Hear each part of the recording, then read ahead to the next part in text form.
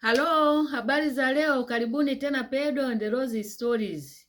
Ninamshukuru Mwenyezi Mungu mwingi wa rehema, niko salama. Leo nataka nizungumzie mfano wa ratiba ya siku, yaani ratiba ya chakula. Ratiba ya siku ile ya asubuhi, mchana na jioni. Asubuhi, hii ni ratiba ya kawaida kabisa. Uji wa lishe. Sio lazima useme kwamba uwe na chai na mayai na mikate na vitu gani yani vya gharama ya hali ya juu. Hapana. Uji wa lishe. Hii ni ratiba ya mtu anayeishi na VVU. Asubuhi uji wa lishe. Unaweza ukapata na mkate, ukapata na yai na ukapata na tunda. Kwa wale ambao wamebahatika kukaa kwenye sehemu za msimu wa matunda, kuna sehemu zina matunda mwaka mzima. Yakiisha mananasi yanakuja machungwa, yakiisha machungwa yanakuja maembe, yakitoka maembe yanakuja mapapai. Na nasema msimu, unakuta ni msimu kweli, yani mpaka yanaoza.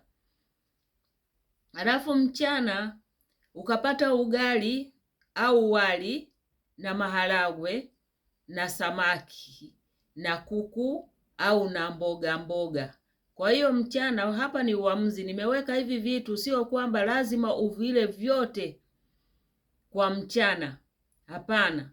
Unaweza ukaamua ukala wali na maharagwe au ukala ugali na samaki au ukala ugali au wali na kuku, alafu na mboga za majani pembeni.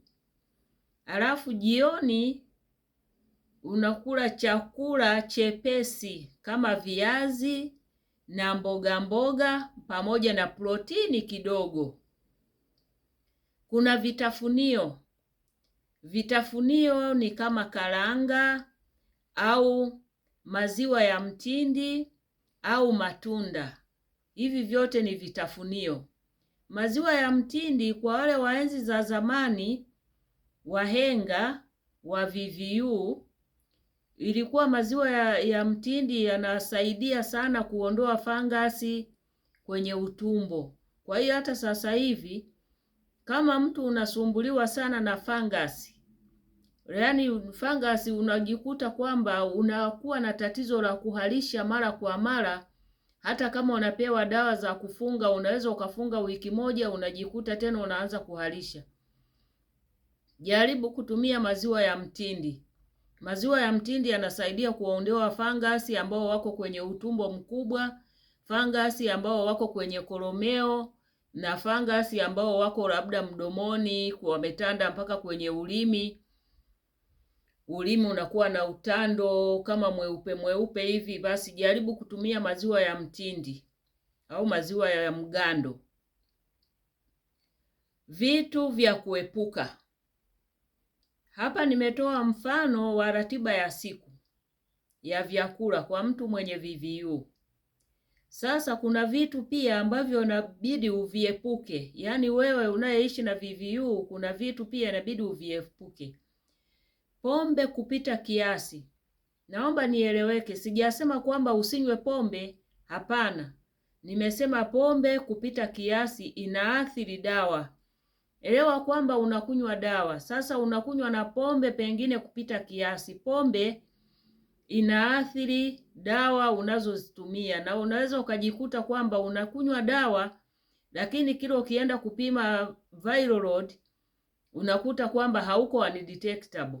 Yaani viral load hawako undetectable. Virusi haviko undetectable. Kwa hiyo lazima ukae ujiulize, kama ni mtumiaji wa pombe nyingi, ni mlevi wa kupindukia, basi hiyo inaweza ikawa ni sababu mojawapo kwamba pombe inaathiri zile dawa unazozitumia. Vyakula vyenye mafuta mengi au sukari nyingi. Vyakula vyenye mafuta mengi sio vizuri, na vyakula vyenye sukari nyingi pia sio vizuri. Vyakula vyenye chumvi nyingi pia sio nzuri. Alafu epuka chakula kisichokuwa kisafi. ili ujiepushe na kupata maambukizi. Kuna vyakula unaweza kukuta kwamba labda pengine vimeandaliwa katika mazingira machafu. Unakuta kile chakula labda pia hata ukikitazama kwa macho kabisa unakiona sio kisafi. Kwa hiyo acha kuteki riski useme tu kwamba ngoja tu nile. Hapana, kama unakiona kabisa kwamba hiki chakula ni kichafu, sio kisafi, usile, kiache. Kwa sababu ili ujiepushe na kuja kupata magonjwa mengine, labda kama hivyo unaweza kukuta unapata labda kipindupindu au unapata tu kuharisha au unapata food poison. Unaona, kama umeshakihisi kwamba hiki chakula labda pengine ulikuwa umekihifadhi kwenye friji, wiki nzima imeisha pita, yani siku 7 zimeisha pita, hata ukikiangalia we mwenyewe una wasiwasi nacho, usikile, kinaweza ikakupa food poison bure. Kwa hiyo achana nacho. Alafu kuna vidokezo muhimu. Kama una hamu ya kula, jitahidi uwe unakula kidogo kidogo. Kuna wakati mwingine hamu inapotea. Unakuta mtu anakuwa hana hamu ya kula. Sasa usiache kula kabisa. Jitahidi tu ule kidogo kidogo. Kama unapungua uzito, ongeza protein na vitafunio. Vitafunio nimeshavitaja hapo juu, kuna matunda, kuna karanga na maziwa ya mtindi. Kwa hiyo kama unaona kabisa kwamba uzito wako unapungua, basi jitahidi kuongeza protein na kuongeza vitafunio. Alafu osha mikono vizuri kabla ya kuandaa chakula na baada ya kula. Alafu osha chakula vizuri kabla hujakiandaa.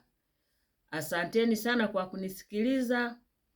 Msisahau kushare video hii, kulike, kucomment na kusubscribe kwenye channel hii ya Pedo.